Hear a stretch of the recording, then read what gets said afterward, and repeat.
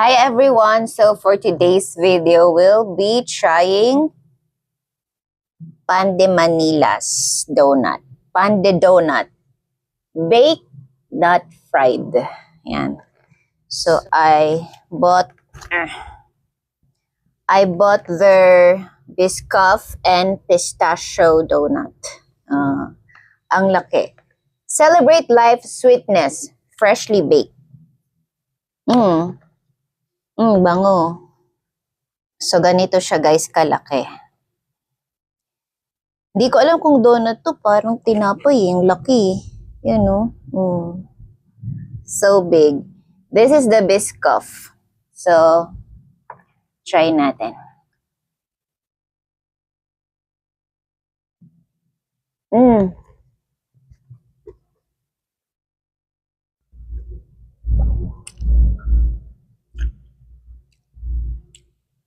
So parang, for me, parang hindi siya donut eh. Para siyang tinapay na, anong tawag doon?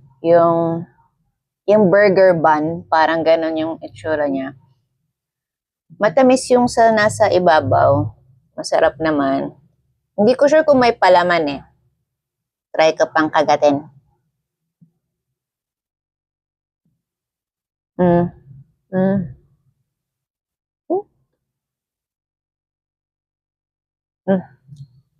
Ayun, meron siya sa loob. Yan.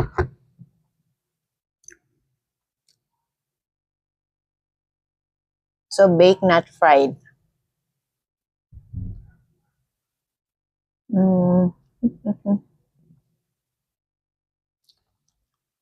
Ano ba masasabi ko?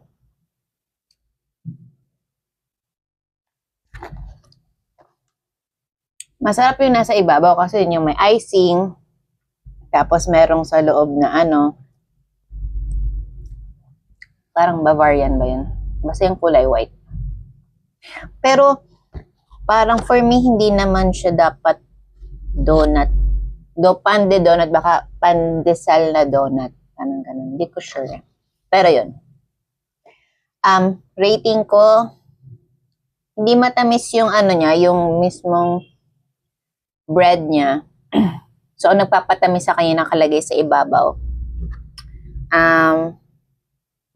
out of 10. Next, try natin tong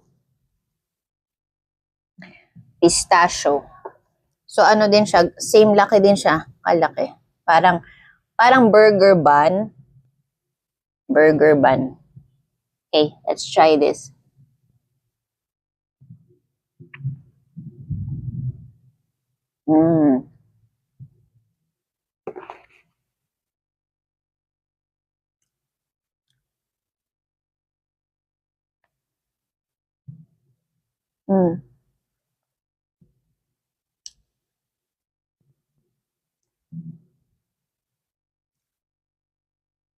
May white din siya sa loob.